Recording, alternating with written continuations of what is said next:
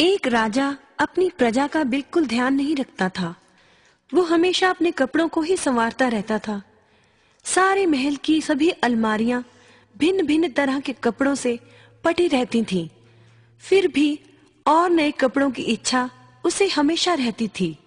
दो दर्जियों ने उसे सबक सिखाने का फैसला किया।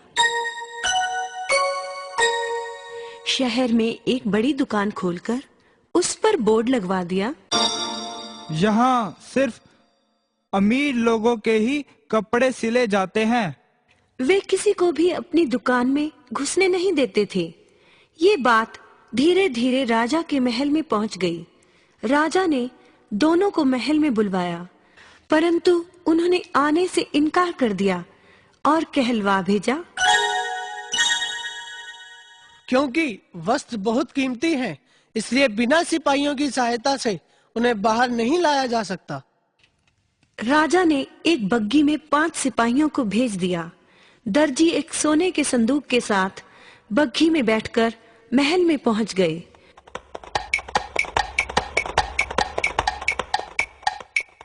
राजा के पास पहुंचकर बोले, हमारा कपड़ा बहुत खास है, केवल कोई पवित्र व्यक्ति ही इसे देख पाएगा, किसी दुष्ट को यह दिखाई नहीं देगा।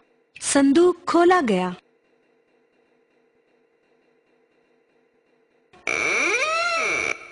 संदूक बिल्कुल खाली था।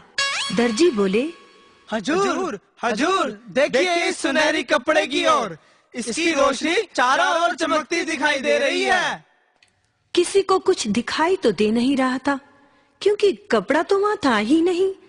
पर अपने आप को दुष्ट कौन कहलाए? वाह, क्या कपड़ा है, कमाल हो गया। राजा को कुछ दिखाई ना दिया, परंतु वह बोला, हाँ दर्जी, वाकई तुम्हारा कपड़ा तो बहुत शानदार है। मेरे लिए इस कपड़े से नई पोशाक तैयार की जाए। ये लो 500 सोने की मोहरें, इसे मेरे जन्मदिन तक तैयार कर देना। जो हुक्म हजूर। चारों ओर उस विचित्र कपड़े की चर्चा हो रही थी। प्रत्येक उसे देखना चाहता था। राजा के जन्मदिन पर दोनों दर्जी एक बड़ा सा बक्सा लेकर महल में पहुंच गए।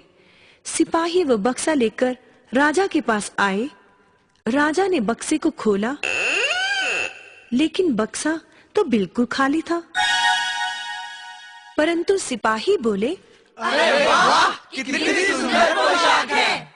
उन्होंने राजा को वो पोशाक पहनाने में मदद की।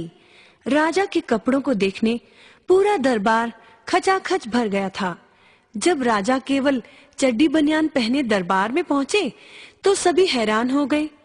किसी को नई पोशाक नहीं दिख रही थी, क्योंकि पोशाक तो थी ही नहीं। परंतु कोई कुछ न बोला। सभी समझ गए थे कि दर्जियों ने राजा को बेवकूफ बनाया है। क्यों बच्चों, मजा आया ना ये कहानी सुनकर?